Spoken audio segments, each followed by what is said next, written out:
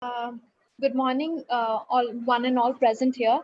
For some, good evening, and thank you so much for tuning us with us. So, on behalf of the director and also Professor Sangeeta Menon, I invite you to uh, a very old platform of ours, Vasiras Bodhini, where we connect a lot of things together. And the name was given by Dr. Shankar Rajaraman, who's also one of the main coordinators of this event. I'll request Professor Sangeeta Menon to please kindly say some few words and then we'll move on with the lecture. Ma'am, please. Namaste, Professor, and namaste to all of you. It's indeed a great honor for us that Professor Deshpande is here this morning for us. And of course, in California Pacific time, it would be 10 o'clock, I guess, in the night. And so indeed, it's an honor for us. So a warm welcome to you, sir, on behalf of our director, Dr. Shailesh Nayak of the National Institute of Advanced Studies, and also on behalf of the Swasthya Rasa Bodhini series, which connects health, consciousness, and also beauty. This is something which has come up as a result of Dr. Shankar's, mine, and Niharika's joint project that we wanted to bring in health, knowledge, and beauty together. And we thought this is one unity. And I think Sanskrit language is one of the best examples to tell us that in that there is the communion of beauty, knowledge, and the art, which gives us perhaps more clues about the higher reality of consciousness.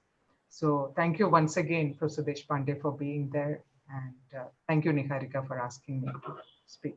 Thank you so much, ma'am. I'll now request Dr. Shankar Rajaraman to please introduce the speaker and also talk a little about today's topic. So, over to you. Thank you, Niharika. Thank you, Sangeeta ma'am, for those initial words. It gives me great pleasure to introduce Professor Deshpande, who is a world-renowned Sanskrit scholar. Professor Madhav M. Deshpande is Professor Emeritus of Sanskrit and Linguistics, Department of Asian Languages and Cultures, the University of Michigan, Ann Arbor, Michigan, USA. Born in 1946 at Pune, India, he completed his BA in Sanskrit, Pali, and Philosophy from the Ferguson College, Pune, and MA in Sanskrit and Pali from the University of Pune. He obtained his doctoral degree in Oriental Studies from the University of Pennsylvania in 1972. He has held several academic positions, including visiting scholar, Department of Linguistics, Stanford University, Astor visiting lecturer, Oriental Institute, Oxford University, Professor of Sanskrit and Linguistics, Department of Asian Languages and Cultures, and Department of Linguistics, University of Michigan, Visiting Professor of Sanskrit, Department of Sanskrit and Indian Studies, Harvard University, and Director, Center for South and Southeast Asian Studies, University of Michigan. He has been a recipient of numerous awards, both during his undergraduate and graduate school.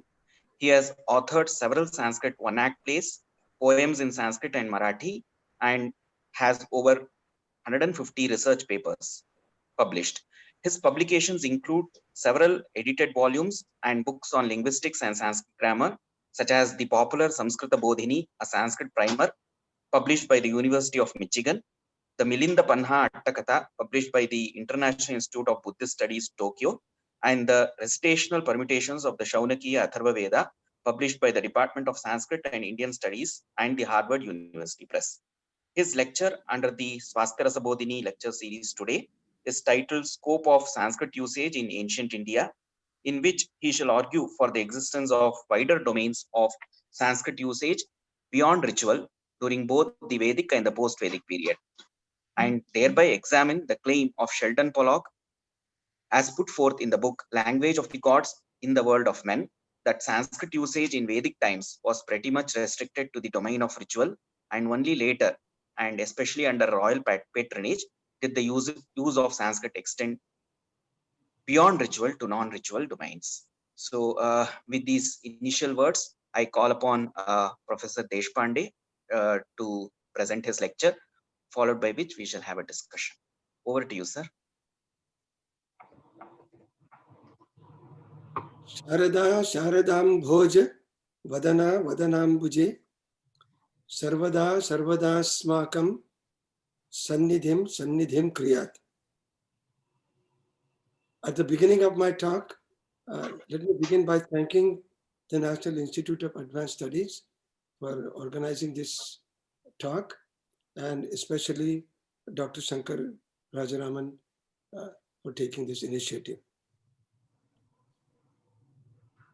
Now, there are multiple approaches to the study of Sanskrit that have existed for quite some time. In the traditional approaches to Sanskrit in India, we call Sanskrit a Daivi Vak, a Devavani. Not only the Vedas, but sometimes Sanskrit language itself is called Apavrusheya. For example, Bhartruhari in his Vakyapadiya refers to Shabda Brahma, and he says Anadi Nidhanam Brahma, Shabda Tattvam Yad Aksharam. Anadi Nidhana means it has no beginning and it has no end. It is an eternal Shabda Tattva. This Shabda Tattva manifests as Sanskrit language. Now, if we take this sort of theological, philosophical, kind of metaphysical approach to Sanskrit, then it becomes clear that such a principle cannot have history as we understand in human terms. But there are other ways of approaching Sanskrit, which are essentially modern ways. And these modern ways began with the study of Sanskrit as part of historical linguistics. Now, in more recent times, even I have sort of taken part in trying to put Sanskrit within the history of India, within the history of other languages in India, within political history, history of religious traditions, and so on. And so we start looking at Sanskrit as appearing as part of historical development. And in this style of approach to Sanskrit studies, one of the latest very significant publications is this book by my friend and colleague, Sheldon Pollock. The title of the book is Language of the Gods in the World of Men. And this was published in 2006. Interestingly, the title is very important because it covers these two aspects of looking at Sanskrit. One aspect is this: it is the language of the gods. It is the theological, philosophical approach of looking at Sanskrit, religious approach. But then the language appears in the world of men. There are kavis, kavyas, patronage, and history to this language. Now, while explaining the history of Sanskrit in the earliest times, in the second chapter of his book, Sheldon makes some interesting claims. The title of this book, of the second chapter, is From Liturgy to Literature. So it's the travel of Sanskrit from the domain of liturgy to the domain of literature. Now, how does this transition happen? So Sheldon says that in post-Vedic times and under patronage by various royal dynasties, we start seeing emergence of kavya. We start seeing kavya in prashastis, in inscriptions, praising different kings. And of course, we have the previous period of the Mahabharata, Ramayana, and so on. And then Sheldon Pollock catches on a dimension of Sanskrit poetics and Sanskrit kavya parampara, that Sanskrit tradition believes that Valmiki is the Adi Kavi and Ramayana is the Adi Kavya. So sort of taking support from this, Sheldon says, well, if Valmiki is Adi Kavi, Ramayana is the Adi Kavya, the previous literature, the Vedic literature, is not part of that genre that we would call Kavya. And so there is some sort of disjunction in some sense. And sort of this description creates it just sort of led me to think on my own terms, because my own background is that of linguistics and Panini. And of course, I write also Sanskrit poetry. So it kind of combines all these things. So as I started thinking about this, this idea that in older times, in Vedic times, Sanskrit was almost exclusively limited, usage of Sanskrit was exclusively limited to ritual and liturgy. And only later, this sort of secular Sanskrit, poetry and other dimensions of Sanskrit seem to emerge. And so I started thinking about this, and I came up with answers of my own that kind of differ from those of Sheldon Pollock.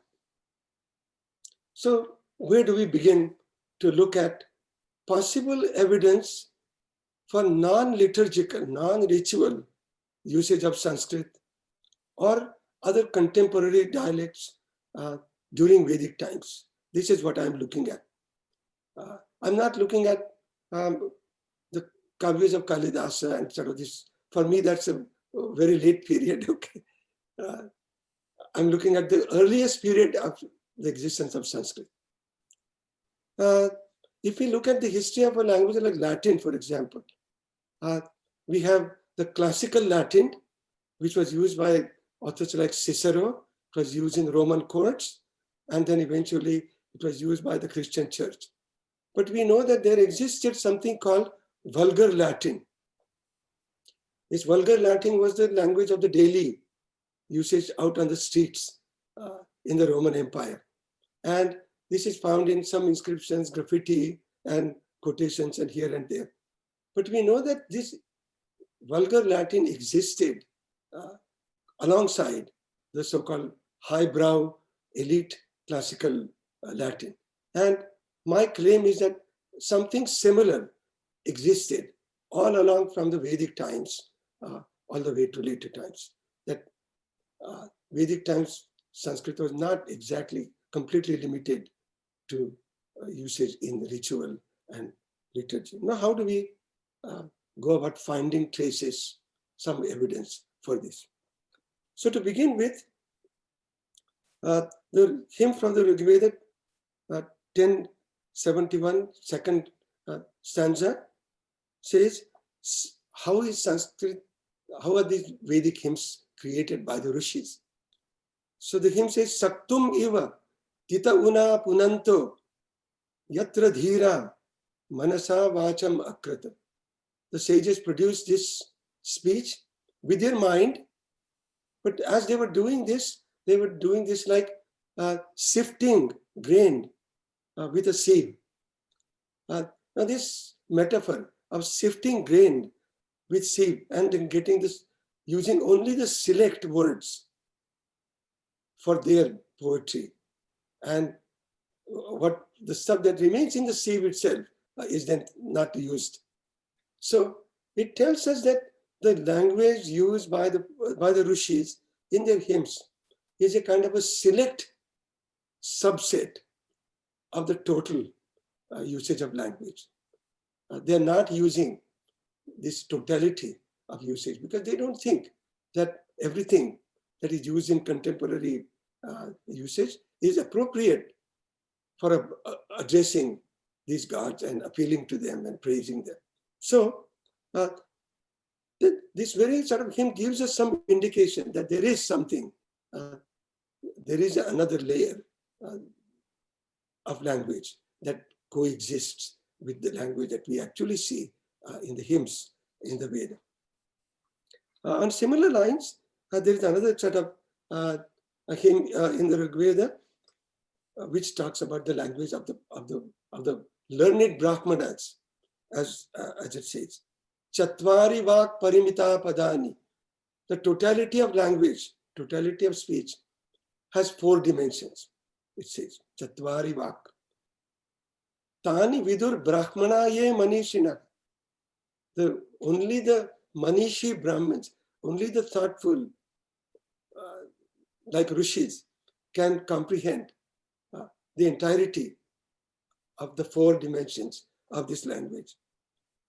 Guha Trini Nihita Nengayanti. But 3 of the domains are hidden in some kind of a magical, mystical region.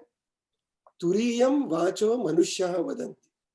The human beings, the out there, the pedestrians, speak only 1/4 of this totality of the speech. So again, the hymn is trying to make a distinction between the usage of language by the pedestrians, the commoners, and the special usage by the poets, the Vedic Rishis. They are using the select register of the language. Now, how do we find anything about this register layer of the commoners at the same time? These are concurrent along with the Vedic Rishis. This is a kind of a tough question, and we need to sort of dive deeper into sometimes linguistic analysis of Vedic Sanskrit. So the first argument comes from the Indo-European background of Sanskrit, that not everybody in India accepts this Indo-European theory, but for the time being, let's say that Sanskrit, Greek, Latin, Hittite, they have a common ancestor. Under this assumption, what do we see? That there are certain words in classical Sanskrit, post-Vedic Sanskrit, which have cognates in Indo-European languages, but those words do not occur in Vedic usage. So there is a gap in Vedic literature per se, but the words are there in pre-Sanskrit in some sense, in Indo-European connections, and in post-Vedic usage. So just to get one example, Panini's Dhatu Patha, the list of verb roots, lists a verb, and this verb is pardate. Pardate means to fart. We normally won't use this in a poem, but Panini is listing it in his Dhatu Patha. So it is part of the Bhasha, and dictionaries of Indo-European cognates list cognates for this pardate in other Indo-European languages. And then, of course, the word survives in post-Vedic. Obviously, Panini has it. It doesn't appear in Kalidasa, it doesn't appear in Bhavabhuti, and we can see that in the high register of classical poetry, such a word would not occur. And yet the word is there. It exists. It exists before Vedas, it exists in post-Vedic. And so we can conclude that it doesn't make any sense to say that it disappeared in Vedic times and that somehow it just reappeared magically. It cannot appear magically, So in registers of language other than those of the Vedic Rishis, the register of the commoners, such usages obviously existed. They continued from Indo-European into Vedic dialects that were not represented in the hymns, but in the language of the commoners. This is sort of one example of this. The second example I want to mention is that of the so-called Prakritisms in Vedic. So normally we think the language of the Vedas is absolute Pakka Sanskrit, and yet in that language, occasionally we see usages that sort of don't fit the style of Sanskrit. They don't fit the perfect grammar of Sanskrit. And we can say they are, exception, there are Arsha usages and so on, but they don't fit the normal pattern of Vedic. So many Western scholars, linguists, have pointed out such usages. So there are known usages like words like kata, a verb like kashati, a word like prauga. Prauga is a strange word because you have u and u, two vowels coming one after the other within one word. The other words similarly tita u. So there are, some such examples cited. And then linguists have concluded that these words are borrowings from contemporary Prakrit-like dialects that coexisted alongside the language of the hymns. They are not normal in the language of the hymns, but they appear. Why do they appear? Because they appear in the environment in which the Vedic seers are living.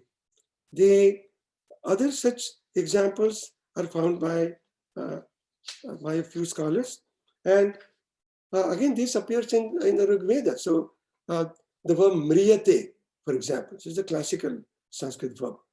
In the Rig Veda usage, we find forms like Marathi, Marama, Maranti, and so on. And again, scholars have looked at this and say this is not normal to the style of the Vedic dialect, the dialect of the hymns, but then obviously they are coming from some coexisting dialect in the neighborhood, at home perhaps, and these forms look closer, more like Pali and Prakrit. And so interestingly, again, we have some indications of this Prakrit-like background of layers of language, contemporary with the language of the Veda. A third indication was offered by one of my teachers in Pune, and he suggested that some of the etymologies of words that are given in Vedic texts suggest that the home language of the giver of these etymologies is something like Prakrit. One example I want to cite here is the etymology given in the Upanishads of the word Purusha. Purusha in the sense of Atman, the soul. The soul lives in the body. So the etymology is given Puri Shete iti Purusha. Pur is just like the city of the body, and the one who lies inside this city of the body, Puri, locative, his Purusha. Well, if you look at the sounds of Puri, Sha, and Purusha, they don't exactly match. So one wonders, what similarity is there between Puri Shete and Purusha. So Professor Mendele was from Pune, was one of my teachers. He suggested that, look here, in Prakrits, what do we find? We don't find the word Purusha. We don't find Purusa. What do we find? We find Purisa in Pali. In other Prakrits, we find Purisa. In some other Magadhi Prakrit, we find Pulisha. So Ra becomes La there, and we find Pulisha. So Purisa, Purisha, Pulisha, it's very close to Puri Shete. And so again, the etymology gives us some indication that, again, these are sort of the best guesses that we are making, that the language, the home language perhaps of the author of this Upanishad has usages similar to what we find in Prakrits, Purisha, and so on. To move ahead, the normal usage in the Vedas, whether it is the hymns of the Rig Veda or the prose of the Yajur Veda, the speaker is a male person. Typically, it's the rishis of some sort. In rare occasions, we have women's language. It's not that common. Women's language is only an exception to the norm of Vedic text. But on some occasions, the women participate. And one such occasion described in the Taittiriya Yajur Veda is the Ashwamedha sacrifice. So in the Ashwamedha sacrifice, the sacrificed horse is lying on the ground, lifeless, and the three queens go around, they are sort of dancing around this dead horse. And some poem, perhaps some words, sentences are put in the mouth of these queens who are going around this dance. And the queens say something like, Ashvako na yabhati. Ashvaka. So everywhere else the word Ashva is used. In the usage of these queens, they're calling it Ashvaka. Secondly, the verb yabhati. Yabhati is to cohabit. It's a sexual reference. The verb yabhati is not found anywhere else in Vedic. Of course, it's there in Panini. It has, again, Indo-European, some cognates as well. So it's a rare usage in Vedic. Now, one of my colleagues from University of California in Los Angeles, Stephanie Jamieson, suggests that this ka, usage of this ka added to nouns as a diminutive, is more frequent in the language, in the dialects, speech of the women. And then she has studied Iranian languages, Old Persian, later Persian, later Iranian languages, where exactly the same thing happens. That this ka, so bala versus balaka.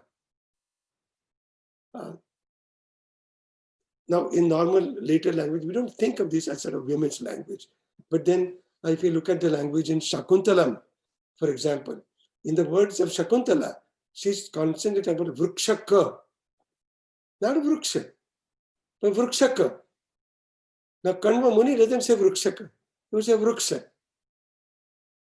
But Shakuntala and her girlfriends there are talking about watering the vrukshakas. So there is some interesting, truth to this idea that there is a women's dialect where there is preponderance of this affix ka.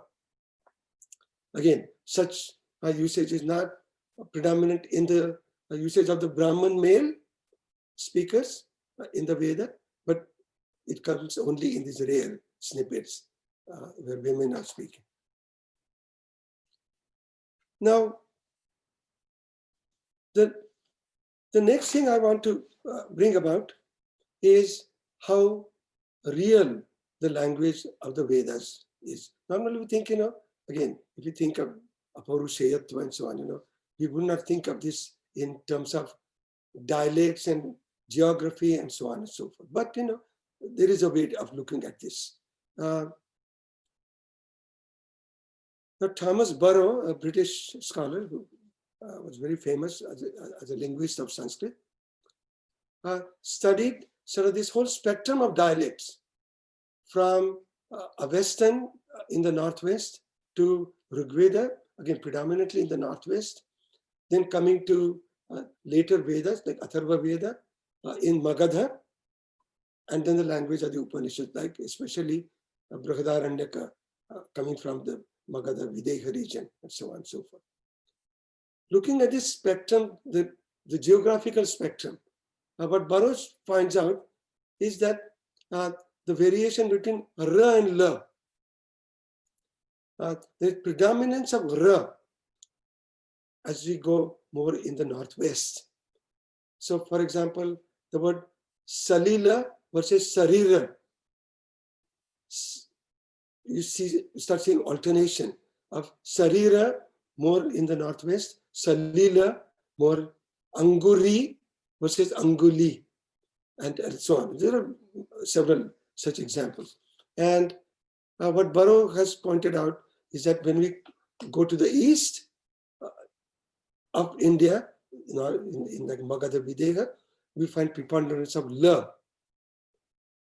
So again, this is of course the Magadhi Prakrit has only la. So Laja for Raja, Ashokan inscriptions say Laja rather than Raja in the region of Magadha. You go in other regions, Mathura and northwest, you see Raja, Marathi, Ra-A. The J disappeared, but Ra still remains. So that northwest region has Ra, La also. But then this is also occurring in Veda itself. So there's such variation is found not only in Sanskrit versus Prakrit, but in the language of the Vedas themselves.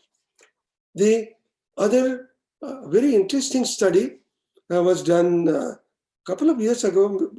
I was at a conference in Bucharest in Romania. And again, this colleague of mine, Professor Sharfe from Los Angeles, he was there and he gave a very interesting paper. He studied the various mandalas of the Rig Veda.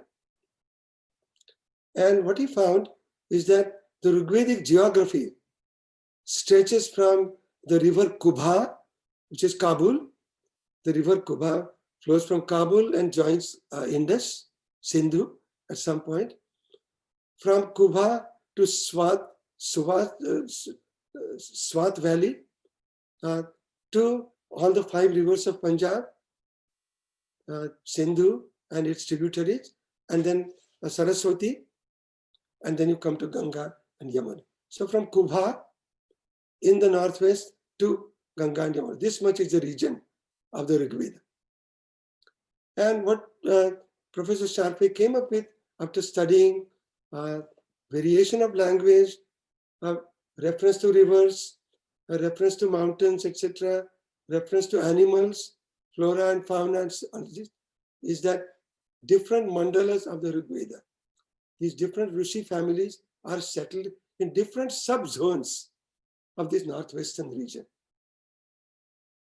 That they're not all speaking exactly the same dialect. That there are slight variations within the dialects of the Rishis from these different subregions. And a couple of examples that he cites is the alternation of the versus the. So dukshi and adukshata in some mandalas versus dhukshi and adhukshata in other mandalas. And so again, what this shows is that, putting a kind of a label as this is all ritual language, this is all something not natural, is not exactly true. That underlying even the language of the hymns of the Vedas is some real language, a real usage, some diversity in geography as well. The next question in relation to what Sheldon Pollock has suggested is this idea that Kavya kind of begins in post-Vedic times. That Kavya was not part of the Vedic literature. Now, of course, one can hold on to this view if one goes by this poetic mythology that Valmiki is the absolute Adi Kavi, that before Valmiki there was no Kavya and there were no Kavis. But of course, the word Kavi is used by Rishis in the Veda to refer to themselves. I mean, we have Gananam Tva Ganapatim Bhavamahe Kavim Kavinam. So he is a poet. This Ganapati, which is Bruhaspati in the Veda, is also a great poet. We are calling him Kavim Kavinam. So the term poetry, Kavya, is not unknown. The word Kavi is not unknown. And poetry itself is not unknown. So first thing, though the Kavya Shastra, I think I fault Kavya Shastra to some extent in this case. That if you look at Kavya Shastra almost as a blanket label, this is Prabhu, just as Prabhu Sammita, Shruti Sammita, is like the Vedas give us a command. Do this or else. As if there is a punishment if you don't do what the Vedas order you to do. And now that sort of language possibly can be found in Yajurveda, for example. Versus, well, you have to do such a sacrifice. There you do this, do this, do this. You don't find this in the hymns of the Rig Veda. The hymns of the Rig Veda are highly poetic. And not only the word Kavi is used by the poets of the Rig Veda themselves, but, we as readers can see poetry in the hymns of the Rig Veda. So again, this Shruti Samhita command mode is not there in Rigveda. So certainly, not only me, a number of scholars have argued that the beginning of Sanskrit poetry, in fact, goes back to Rigveda. And it possibly goes back into the Indo-European history if we take that route. And many scholars have written about Indo-European prehistory of poetry that we see in Rigveda, because the hymns of the Rigveda and what you find in Avesta are like sisters of each other. The same meters are sometimes found in Avestan, the meters that are found in Rigveda. And so there is sort of a great similarity and great possibility of sort of this poetic prehistory going back. So poetry indeed goes back and not it's not post-Vedic. Now, is poetry and ritual the only domains in Veda? If you look at Atharva Veda, for example, we find other domains in Atharva Veda as well. Atharva Veda has medical hymns, how to treat patients. So there is medical magic, so to say. There are hymns advising the kings, yoga kind of related hymns in Atharva Veda. And so there are sort of these other domains that are there. They're not liturgical exactly. They're not poetry, but they're not exactly liturgical either. Now, another surprise comes to us that you might think that what we call Itihasa and Puranas, for example, that Itihasa and Purana, typically we call Itihasa Mahabharata as our Itihasa. And you can say Kavya begins with Ramayana. Puranas, Vyasa wrote all these 18 and other Puranas. So again, Vyasa coming post-Vedic times. Purana begin in post-Vedic times. But that's not exactly historically true. Why not? Again, if you go and look at the Atharva Veda, Atharva Veda has a wonderful description of all different kinds of literatures. And what we find in the 15th Kanda of Shaunaki Atharva Veda is that there is this spiritual character called Vratya. It's a kind of a yogi-like character. And Vratya is moving from the west to east. So the 15th Kanda say, Saha Udatishtat, Vratya, this spiritual guy, it's got up. Saha Prachim Disham Anu Vyachalat. And he started walking towards the east. Who were other characters in this drama? There was a Pumschali and there was a Magadha. So this Magadha character is like Vidushaka of some sort in ancient times. And Pumschali is like a courtesan of Atharva Veda times. So they are also accompanying him. But not only these two, there are other things that accompany him. All kinds of literatures are following him. That's a sort of description of this Vratya going towards east. It says, Tam Vratyam Itihasascha Puranamcha Gathascha Narashamsischa Anuvyachalan. So all these literatures, maybe authors of these literatures, people singing these literatures, producing, they're also walking alongside this Vratya. So here we have references to Purana, Itihasa, Gathas, Narashamsis. These are praise of kings and so on. These are called Narashamsi. They're also going towards this. So certainly the kinds of literatures that we know as Itihasa, Purana, Gathas and so on, in their primordial forms are already concurrent with Atharva Veda.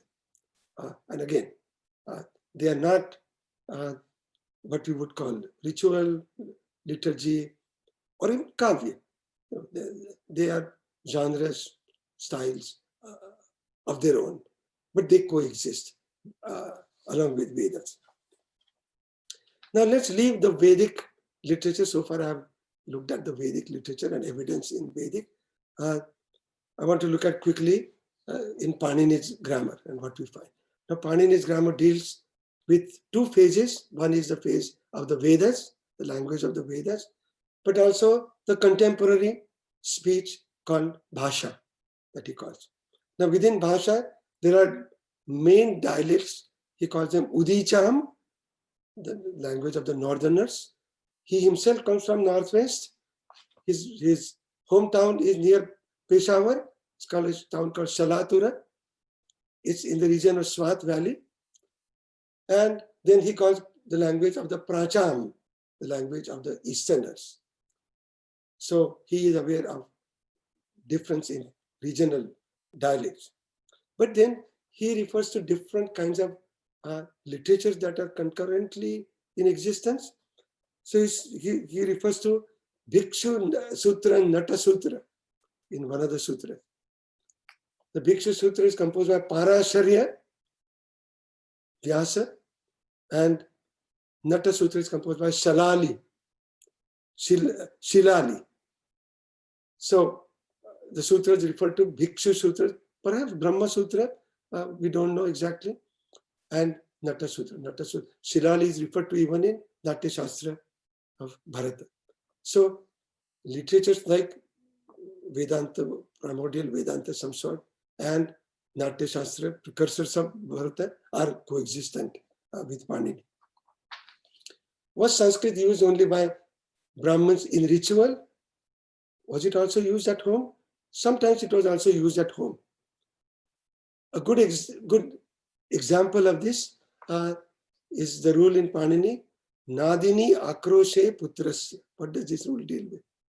Somebody is cursing a woman, saying, you're so bad, you are a son eater. You are a Putradini.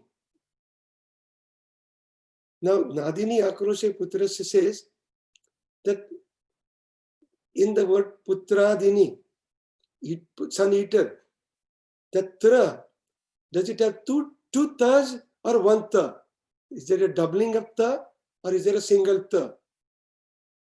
He says, if this is an accusation of that woman, not reality, just accusation, then there is no doubling. But if it's a reality like a cat eating the baby or something, Putradin, you are calling the cat, mother cat, Putradin, then there is doubling. So interestingly, again, Panini,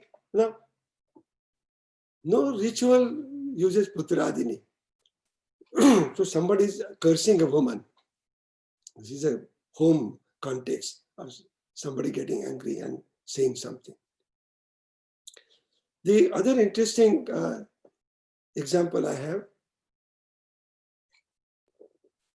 is Pratyabhivade Ashudre. So when you respond to an Abhivadana, you say Aham Devadattaha Abhivadaya. But then traditionally you're supposed to do a Pluta. So Devadattaha Abhivadaya. Now where do you do this and where you don't? Panini says Ashudre. If you are doing this Abhivadana, Pratyabhivadana to a non-Shudra, then you do this Pluta. But if you are doing Abhivadana to a Shudra, you don't. What do we read into this rule? That a Sanskrit Abhivadana is also made to a Shudra. No Pluta, but indeed an Abhivadana is done. Now, just a couple of things I want to mention before I come to the end of my talk. There are indications of dialects other than what Panini described, because we have other grammarians of Sanskrit. Some are mentioned by Panini, some are not mentioned by Panini. So there is one rule that survives from the grammarians, Vyadi and Galava. So if we look at normal Sandhi, so if we take Nadi plus Atra, Nadi Atra, Panini's rule, says it will become Nadyatra. E becomes Ya. Nadyatra. Now we know a rule from these other grammarians, Vyadi and Galava, and they say, no. E doesn't become Ya, it becomes Iya. Iya. Ya is inserted after E. So Nadi Atra becomes Nadiyatra. Okay. So if you look at even modern pronunciation of words like Libya, is it Libya or Libya? Again, dialectal distinction is there. Colombia, again, it's a very slight variation, but the grammarians have noted this. And the dialect of Vyadi Gala was not noted by Panini, interestingly. That means even other dialects of Sanskrit that are not recorded by Panini existed concurrently. Another thing that I have pointed out is that Panini is a frontier grammarian, that his hometown is in the Swat Valley near Peshawar. Patanjali comes from Madhya Desha. Patanjali describes it Aryavarta, where the standard Sanskrit is spoken. That Aryavarta is the central region of North India, to the east of Punjab, west of Prayag, and between Vindhya and Himalayas. That's Patanjali's Shishta, who speaks standard Sanskrit there. Patanjali is studying Panini's Ashtadhyayi, but Panini's hometown is way far out in the Swat Valley. So imagine the usages that were peculiar in that region. They were probably not all of them known in the region of this Madhya Desh. And we find some slight indications. So for example, if we say Gruham Gatva, something like having gone home, Rama eats his dinner. Panini's rule for this usage of Gatva says Samana Kartruka. You have to have the same Kartru in both clauses. Now, when it comes to the rule for Tum, Gantum, the rule does not have this Samana Kartruka condition. He says when one Kriya is the purpose of another Kriya. Rama goes home in order to cook.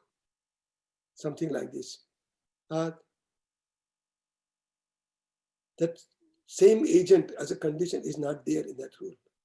Now, from Patanjali onwards, all later grammarians say, well, even if this condition is not there, all usages known to us are such that is the same agent.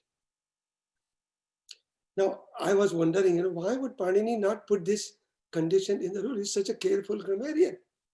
And just by accident, I was reading Charaka Samhita of Ayurveda.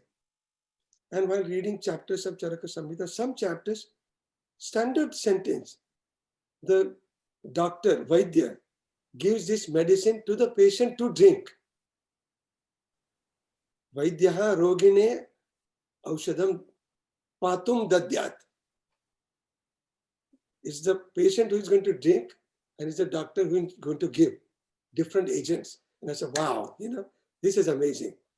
Then I started looking, where does this Charaka Samhita come from? So again, the history of supposedly the oldest part of Charaka Samhita comes from the region of Gandhara. That's how they are told. And later chapters of Charaka Samhita are added by Dridhabala from another region. And interestingly, these usages are not found in those other chapters. There you will find Payayet, something like that, but not Patum Dadyat as different agent construction. And that kind of hit me and says, okay, look here. Panini's hometown is close to the Gandhara, is near in Gandhara. And so I think we have a good chance that peculiarities of Panini's own region and dialect were not known to Patanjali and Katyayana and to later grammarians like Bhattoji and so on. And so this is something really, the regional diversity within Sanskrit. Yaska refers to this, Patanjali refers to this, and they're not talking about ritual. So Yaska says, Shavati, there's a verb Shavati. And Yaska says, Shavatihi gati karma, in the sense of going, Kambojeshu eva bhashita bhavati. It's used only in Cambodia. Cambodia is this borderland of Iran. It's not Cambodia. It's the Gandhara, between Gandhara and Persia. That's the region of Cambodia. Shavati as a verb is used only there. It says, Aryaha Shava iti bhashante. Aryas in the Indian mainland use only the noun Shava. The verb Shavati is used in the northwestern region. And Patanjali gives many other examples of this sort of diversity in different regions. What happens in Saurashtra, what happens here, what happens there, and so on and so forth. So, just to sort of now conclude my talk, I have sort of tried to argue and show to you that the reality of Sanskrit usage is often sort of not in front of us. We look at sort of the bulk of the literature, so Vedas, and then we put a label on them that they are like Shruti Samhita, it's a command mode, something like this. But that's not entirely true. There are even other little indications. For example, Patanjali says, why should we study grammar? He says, if we don't study grammar, we will make crazy mistakes and people will laugh at us. So what is an example? So he says, Kumari Vadati. Some Kumari says. What does Kumari say? Sukumara me Sukumaraha padaha mama padaha sukumara akshini me darshaniyani. So say, my eyes are beautiful and my feet are so delicate. A nice, beautiful description of this girl. But why is Patanjali upset? Because the girl is using plural for eyes and plural for feet.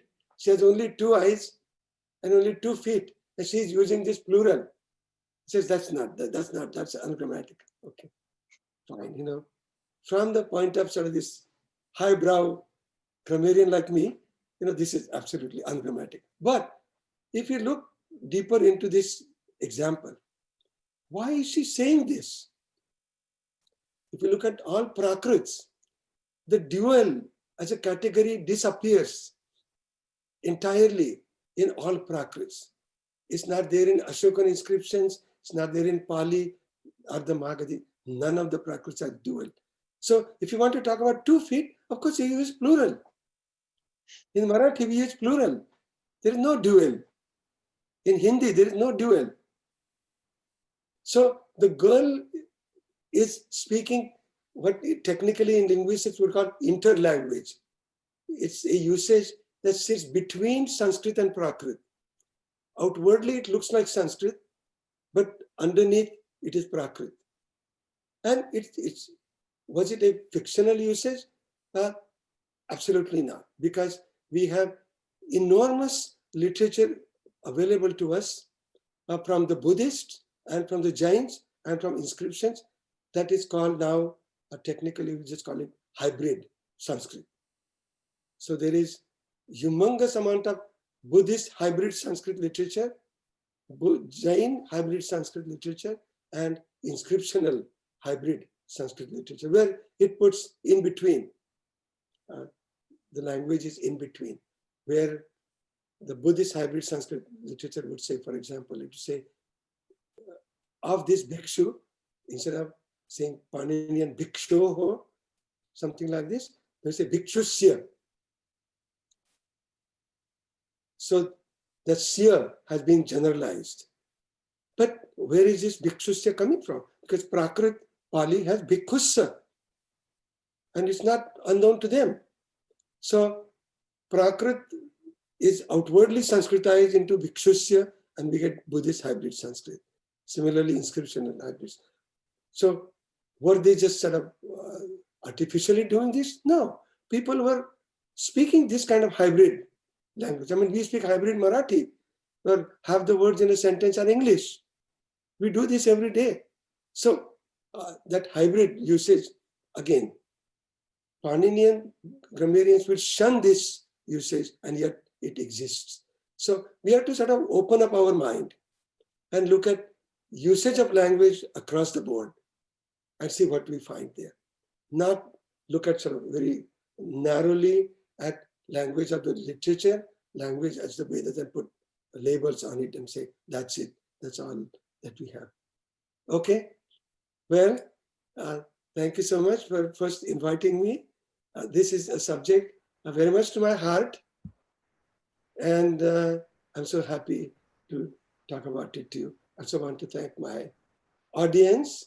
I see a few of those people out there. Presumably there are more that I don't see. Okay, so Shankarji, thank you so much. Thank you. Thanks a lot. Thank you so much, sir. And I'll request Dr. Shankar Rajaraman to please make his comments as the chairperson of today's lecture. And also, if there are any questions, we'll then shortly open for a discussion and a Q&A session. Over to you, Shankar, sir. Thank you, Niharika. Thank you, Deshpande ji, for making such a scholarly topic accessible to all of us. You use such simple language that even such a complicated topic could be understood so easily. Just to summarize few points, you began with making this observation that Shabda Tattva in the Indian context could be considered as manifesting as various languages, including Sanskrit language. And if we take this metaphysical approach, it is difficult to do history. You then went on to examine the significance of the title Language of the Gods in the World of Men, written by Sheldon Pollock, and especially the second chapter, From Liturgy to Literature, and how this transformation owed to royal patronage according to Pollock, and how this also owed to the emergence of Kavya and Kavya Shastra.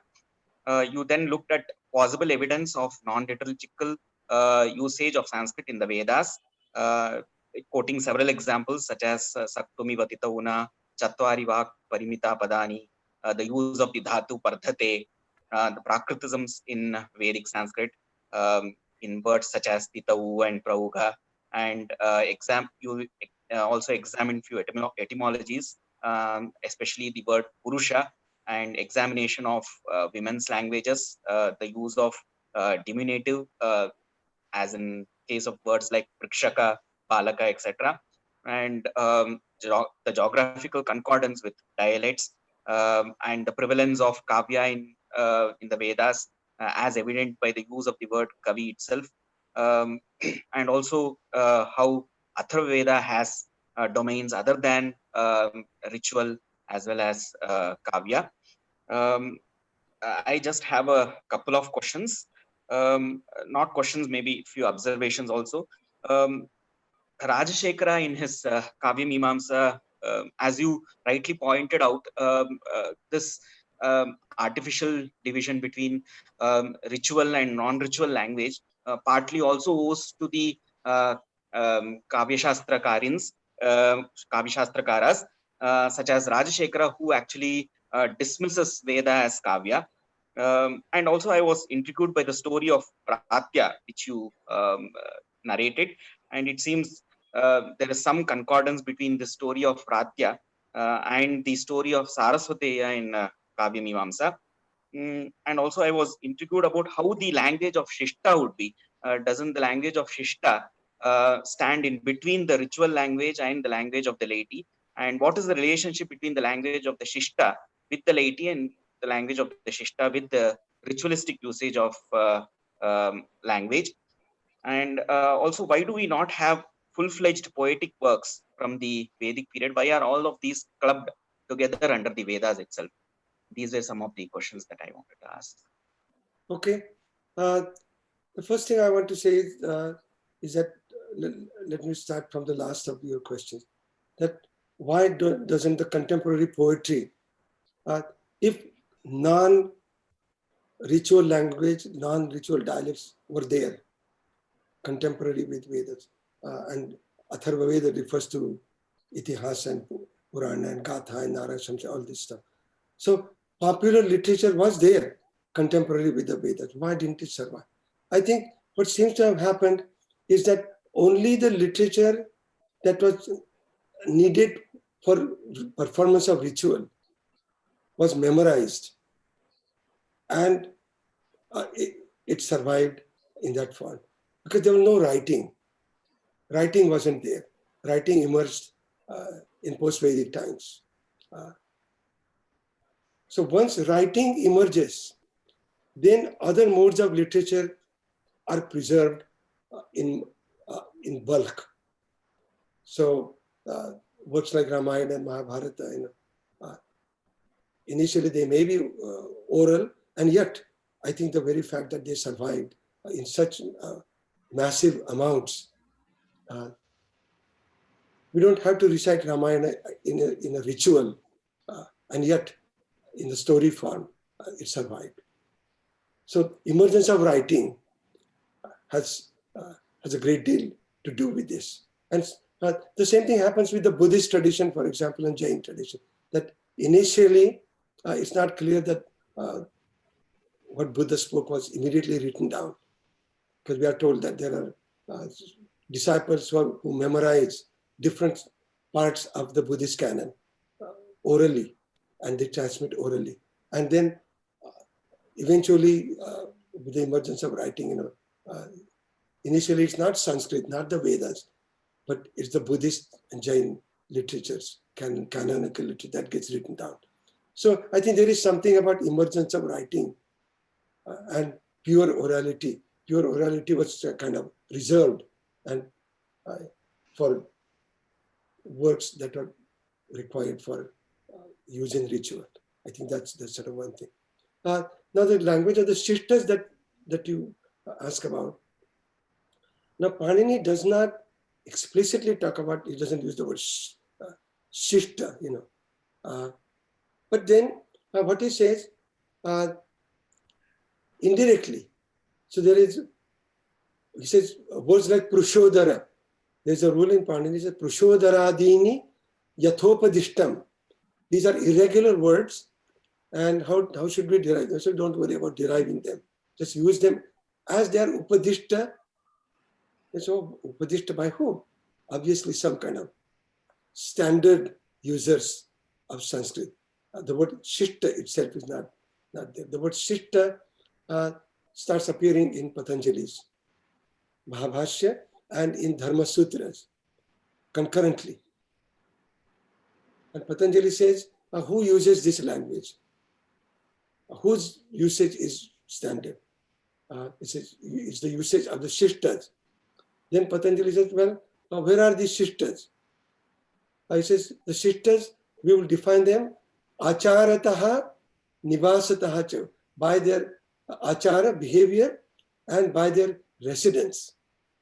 So achara is that they are so selfless that they study the Vedas and Vidyas for no selfish reason and so on, Vishkaranam and so on. So they store only like a pot full of grain.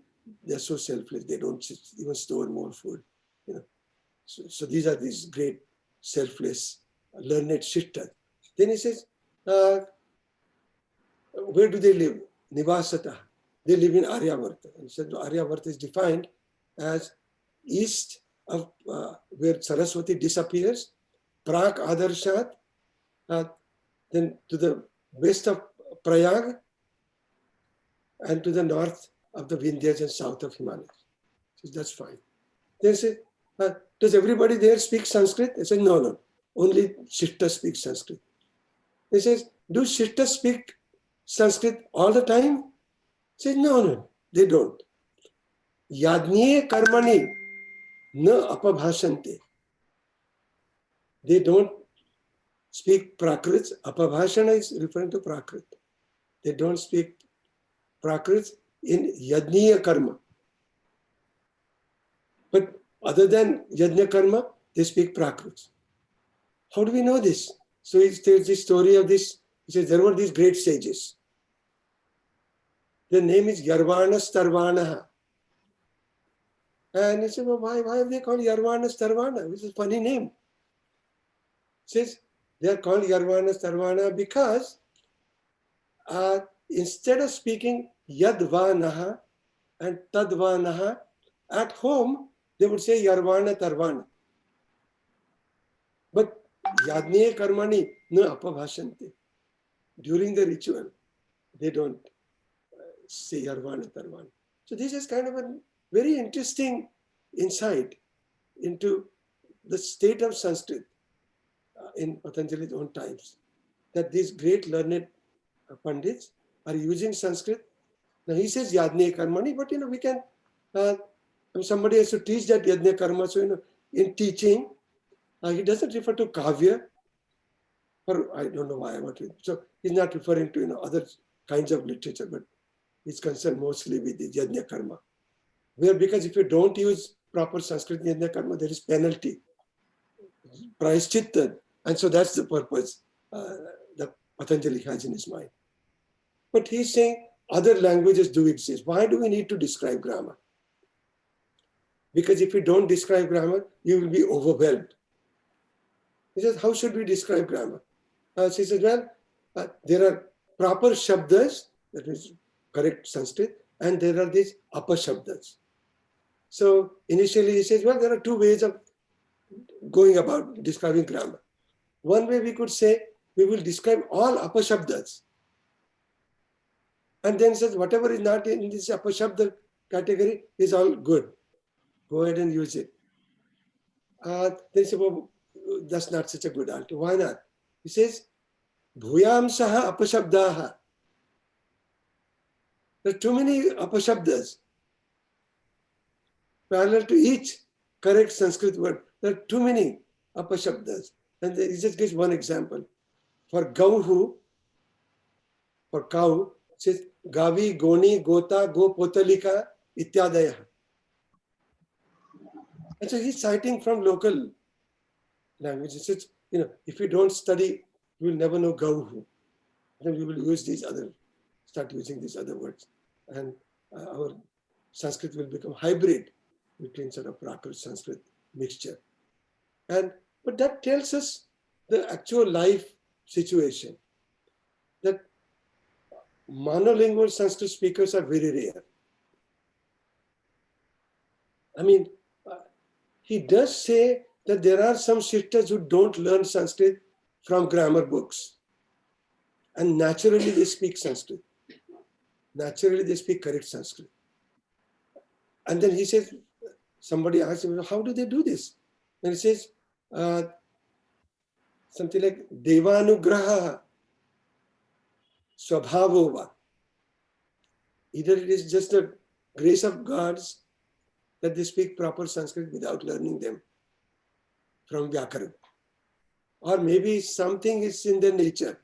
Maybe, by birth, they have acquired this faculty. But it's a rare thing to speak Sanskrit without learning from grammar. So they are learning using grammar, by and large, using good, proper Sanskrit in Yajna Karma certainly, and probably in Kavya and Shastra, other Shastras. But at home and to each other, they are speaking some kind of Prakrits. Thank you so much, sir. As we are running a little ahead of time, I'll just quickly take two questions. The first one is by Paggy Mohan, sorry. Ma'am, would you like to ask your question, or should I read it? Just read it out. Oh, okay. Yeah. I have always been struck by how little grammatical differences there have been between Sanskrit and what I have seen of Prakrit. I think you mean Yes. that, as opposed to modern Indo-Aryan languages. Suggests that these Prakrits were probably the vernacular forms from earliest time, with increasing local elements being added, while the Rig Veda remained relatively immune to these influences. So it's almost a question of where to draw the line around Sanskrit. So, this is a long discussion we've been having. Right. And Peggy is my PhD student. She did PhD with me a long time ago. but I'm so happy to see you. Okay, so the line between Sanskrit and Prakrit is, from a linguistic point of view, not a hard and fast line. It is a socio-linguistic line drawn by grammarians.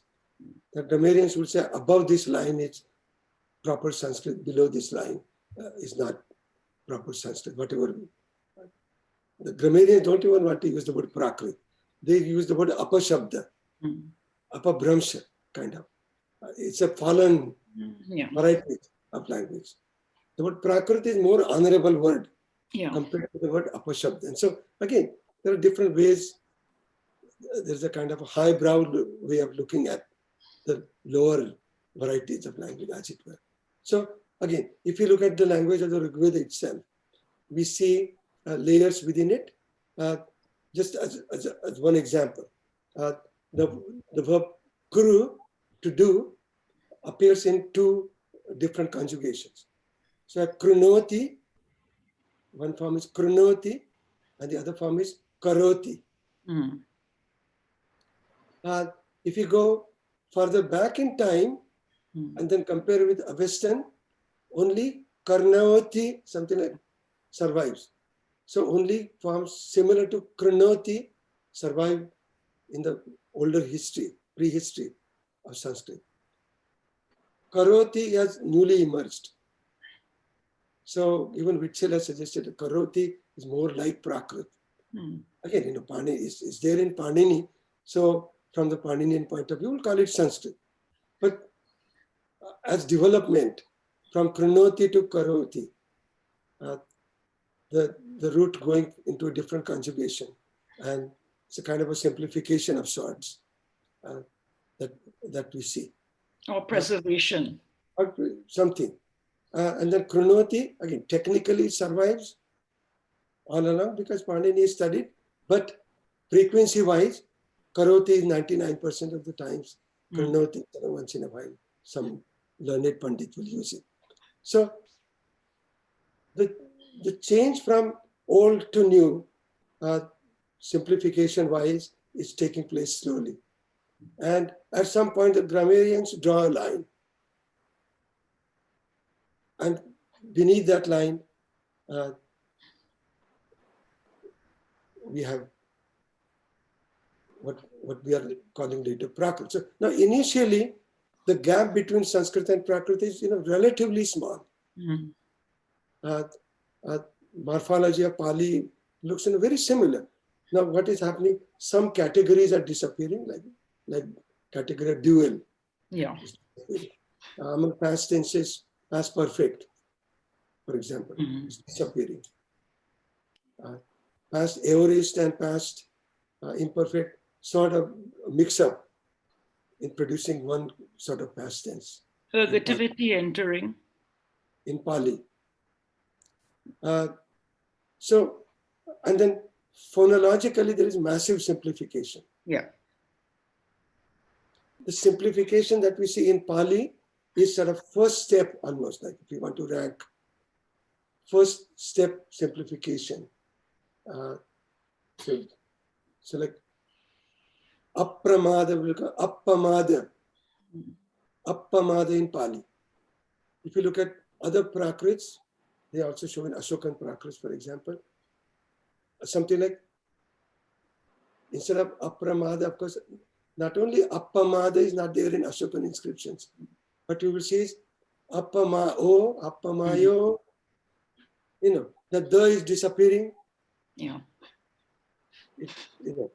So there is a sequential, slow simplification, disappearance of consonants between vowels that starts taking place. Saraswati, Sarasadi, Sarasai.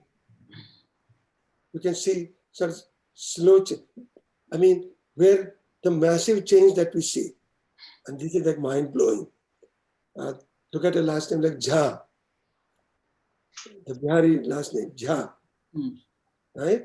Where does Jha come from? Jha comes from Upadhyaya. Upadhyaya becomes Uvajhaya. Ujjaya in Pali. In other practices, start saying Ujjaya. Ujjaya. Then in multiple upper Brahmsas, you say Ojha and Jha. But then Upadhya, Padhya, Padhye in Maharashtra, for example, you have all these versions. Upadhyaya becomes Upadhya, Upadhe, Padhe, all these changes take place. So there is a kind of a sequentiality to changes that take place in, it's like a flow of river, branching in different directions. That's what we see. Thank you so much, sir, and thank you, ma'am, for the question. I'll quickly request Naresh, sir, to please proceed with his question. Mugdha, ma'am, will take your question after Naresh, sir's question. Sir, please. Thank you, Professor Deshpande, for that very accessible talk. In continuation of your response to Shankar's question about the notion of the Shishta, can you tell us a bit about this recognition already of different registers and people with different access to Sanskrit that we can get from the notions of the Lakshaneka Chakshushka and the Laksheka Chakshushka? I know that you and Professor Akluchkar have been working out this topic for a long time now. So can you give us the latest? I'm so glad that somebody's reading those things. You know, very few people read because it gets complicated at some point. Right? Okay. The two terms, Lakshya Eka Chakshushka, it describes two different kinds of grammarians. Lakshya Eka Chakshushka, those grammarians whose eyes are solely fixed on the target language.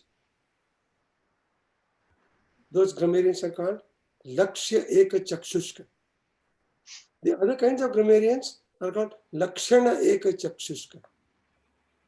The grammarians whose eyes are solely fixed, not on the usage of the language, but on the definitions given by grammarians like Panini. So we have sort of these two categories, and I'm giving you my understanding of this.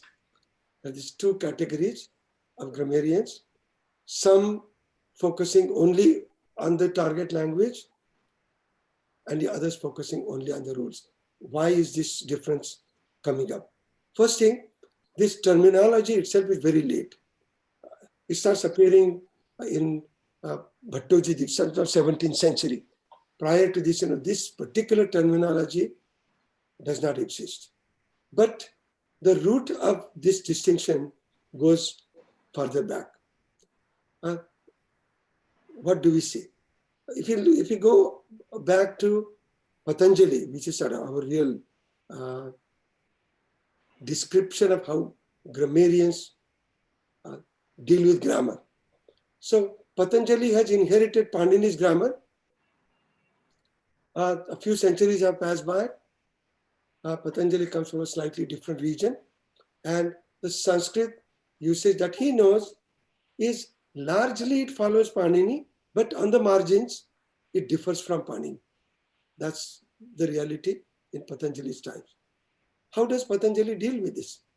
The way Patanjali deals with this, Patanjali says the grammarian needs to look at the usage and usage of the standard people, the shishtas so-called, and revise the grammar if we need to. Where the inherited grammar differs from the shishta usage that we know today, it is our obligation to revise the grammar by looking at the usage. That's what Patanjali says. So that tells us that Patanjali has a very open mind. That's one thing. Secondly, he believes that there is living usage of Sanskrit contemporary to him, that he can look at it and say, well, that's standard usage. Forms that cannot be derived by Panini, we need to approve them now. We have to revise Panini. Katyayana is doing something similar. Katyayana often revises Panini's rule, makes additions to Panini's rule. That's up to Patanjali. Certainly what happened, Patanjali is now 2nd century BC. The next major grammarian is Bhartrhari. Bhartrhari is about 500 AD. So about 700 years have passed by. And in those 700 years, the mindset of later grammarians has completely changed. For Bhartrhari, the older grammarians are not just grammarians, they are Rishis. So in the description of Bhartrhari, Panini, Katyayana, Patanjali are the founding Rishis. Now, as soon as we start calling them Rishis, a big change in mindset comes up. That whatever the Rishis say, we of later generations do not have the right to question them and change anything. We don't have that right. Bhartrhari clearly says, Asmadadinam. Asmad, which is people like us, do not have the abilities that these Rishis have. The Rishis have, Bhartrhari says, Atindriya. They can see way beyond the Indriyas and they see the reality that we don't. And so beginning with Bhartrhari, the grammarians have ceded their authority to look at the usage of language and revise grammar.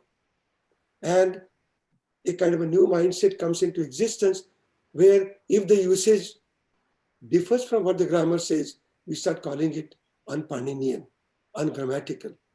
And we don't look at the usage as this our starting point and revise our grammar. Revising grammar is not acceptable.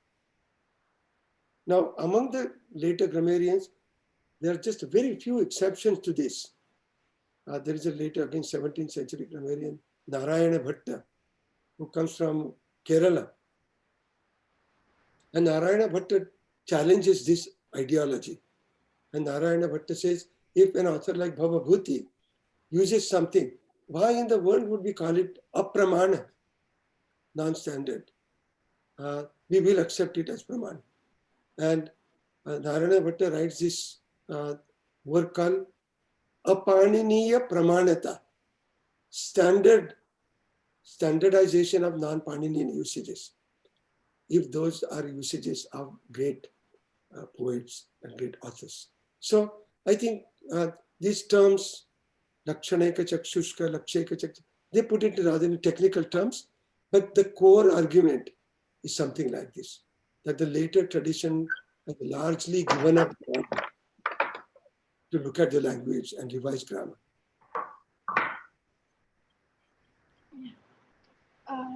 Sir, is it okay if we take one more question? Sure, yes. Yeah, so Mugdha ma'am, you can please go on with your question.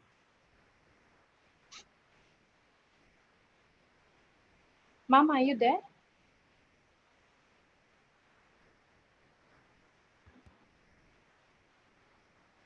Mugdha ma'am? Okay.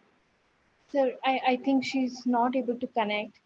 So I see no more questions in the chat box. So thank you so much, sir, for accepting our invitation and for your fantastic lecture. So, and it's pretty late there and you still managed to give a lovely lecture for us. So thank you so much, sir, on behalf of our director and also Professor Sangeeta Menon. So, and also our NEA CSP team. So thank you so much, sir. Shankar sir, would you like to say something?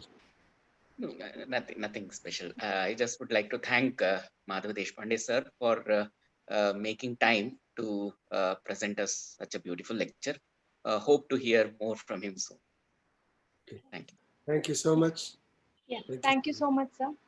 Thank you everyone for tuning us with us today. So we'll see you once again with another SRB lecture. So thank you. Have a great day.